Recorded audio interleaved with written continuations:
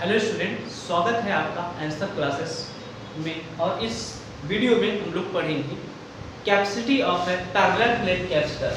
Capacity of a parallel plate capacitor, इसका मतलब समांतर प्लेट संधारित्र की धारिता। मतलब पिछले वीडियो में हम लोगों ने जाना था कि अगर दो प्लेटें पास पास रख दी जाती हैं और एक पे हम चार्ज देते हैं तो दूसरे पे ऑटोमेटिक चार्ज आ जाता है, डेवलप हो जाता है, उसे अर्थिंग कर देने से वो हमारा एक कैपेसिटर बन जाता है। और अगर ऐसा कोई कैपेसिटर है जो पैरेलल प्लेट कैपेसिटर, मतलब दो प्लेटों को पैरेलल रख के बना है, तो उसकी कैपेसिटी कितनी होगी, उसका फॉर्मूला डेरिवेशन हम लोग देखने जा रहे हैं। ओके, तो आइए हम समझते हैं। यहाँ पे जो हमने फिगर बना रखा है उसको समझ लेते हैं, और यही आपको डिस्क्रिप्शन में लिखना रहता है कि आप जैसे किसी इम्प्रूवमेंट को स्टार्ट करते हैं तो सबसे पहले उसका जो बेस देना रहता है, जो चीज़ हम कंसिडरेशन करते हैं, वो सारी यही चीज़ हम करेंगे। Let consider two plates of a capacitor that is X and Y. हम मान लेते हैं कि दो प्लेट हैं किसी संधारित्र की, जिसका नाम एक्स प्लेट है और वाई प्लेट है। ठीक है, एक्स प्लेट और वाई प्लेट। एक्स प्लेट को हमने यहाँ से पॉजिटिवली चार्ज से कनेक्ट कर दिया है, सपोज प्लस क्यू चार्ज हमने इस पे दे रखा है, तो ये चार्ज इस तार के द्वारा इस प्लेट पे आ जाएगा, तो ये चार्ज टोटल इसकी इनर सरफेस पे डिस्ट्रीब्यूट हो जाएगा, पूरा फैल जाएगा।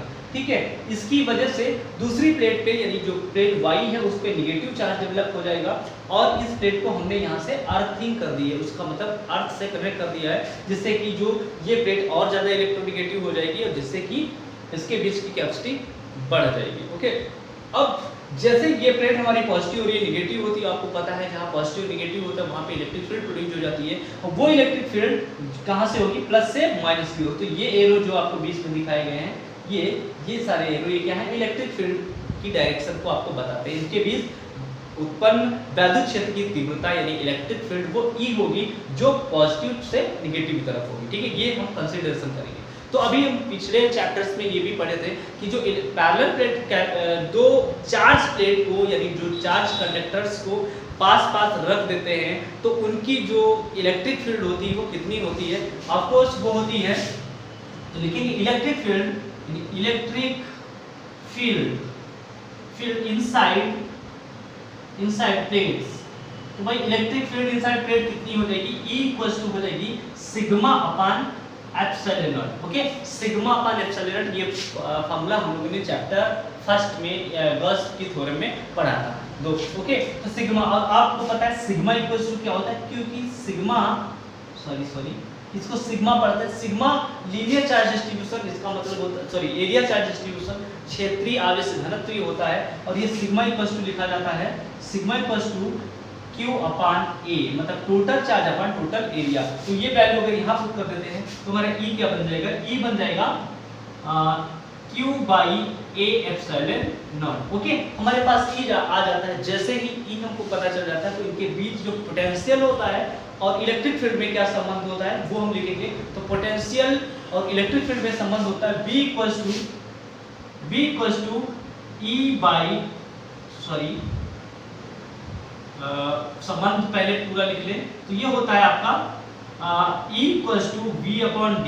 ओके, और यहाँ से D क्या है, D है इन दोनों प्लेट के बीच सेपरेशन, मतलब इनके प्लेटों के बीच की दूरी अगर D है तो उनके बीच प्रोड्यूस इलेक्ट्रिक फील्ड और पोटेंशियल में ये रिलेशन होता है E equals to V upon D, और हमें यहाँ से V मिल जाएगा। तो V इक्वल्स टू हम क्या लिख लेंगे, V equals to E into D, ये हो जाएगा E इंटू डी। ओके, अब E की वैल्यू हम ऊपर से रख सकते हैं, तो लिखेंगे पुटिंग D या D की वैल्यू यहाँ पे फटाफट पुट कर देते हैं, तो ये क्या हो जाएगा Q by A epsilon not into D। Okay, ये हमारा क्या आ जाता है, V आ गया। जैसे ही V आता है, V और C में हम रिलेशन जानते हैं, यानी capacitor of capacity is C, तो ये C इक्वल्स टू होता है, क्या होता है, C इक्वल्स टू होता है Q बाई B होता है। यहाँ पर इधर कर दे रहे, तो C इक्वल्स टू हमारा Q बाई B होता है, तो यहाँ लिखेंगे Q और बाई V की वैल्यू ये रखिए, तो ये रख देंगे Q by A epsilon not into D। और देखिए यहाँ पे K नहीं लिया गया है, मतलब कैपेसिटर हम ये मान लेते हैं इसके भी जो कोई भी डाइलेक्ट्रिक कांस्टेंट मतलब डाइलेक्ट्रिक मटेरियल नहीं भरा है, तो डाइलेक्ट्रिक मटेरियल जब नहीं होता तो वहाँ पर क्या होता है, वहाँ पे एयर होती है, और एयर के लिए K की वैल्यू 1 होती है, इसी वजह से इसमें K नहीं लिया गया। ओके, तो हमारा क्या आ जाएगा, C equal to Q upon A epsilon naught into D। यहाँ से Q और Q क्या हो जाएगा, कैंसिल हो जाएगा। ये एप्सिलॉन A एप्सिलॉन नॉट ऊपर चला जाएगा, इसका मतलब ये और अपान में D आ जाएगा, यानी A एप्सिलॉन नॉट ऊपर चला गया और अपान में क्या आ गया, D आ गया। और ये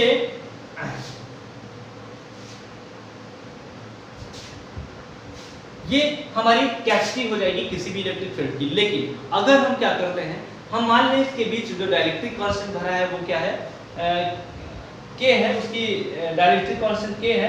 तो K की अगर K है तो यहाँ पर हम यहाँ पे E जो इलेक्ट्रिक फील्ड होती है वो हमारा हो जाता है ये K, यहाँ पे बढ़ा देंगे, ठीक है। K की अगर हम एयर लेते हैं, मैंने इसको स्टार्टिंग में इसलिए लिया क्योंकि आप एयर के साथ प्रूव कर रहे हैं। अगर हम एयर लेंगे तो हमारी कैपेसिटी ये हो जाएगी A epsilon not upon D। और अगर हम डायरेक्ट इसके मान लेते हैं इसके बीच जो मटेरियल भरा है उसका डाइलेक्ट्रिक कांस्टेंट क्या है, K है, तो हमारी इलेक्ट्रिक फील्ड क्या हो जाएगी, ये एप्सिलॉन नॉट इनटू K हो जाएगी, ठीक है। यहाँ पर वैल्यू K डाल देंगे, बस यहाँ पे K बढ़ा देंगे, यानी E की जगह पे हम जब वैल्यू डालेंगे तो ये वाली वैल्यू डालेंगे तो ये नीचे हो जाएगा K, ठीक है। E यानी E K into epsilon not एक साथ आ जाएगा, तो यहाँ पर केवल K वैल्यू बढ़ जाती है। समझ में आ गया।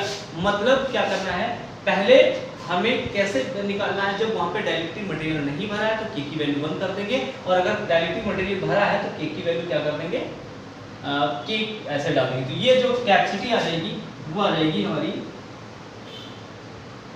ये कैपेसिटी आ गई कैपेसिटर की, जब हमारा कैसा हो, पैरेलल प्लेट कैपेसिटर, और इसको फैरेड में लिखेंगे, फैरेड।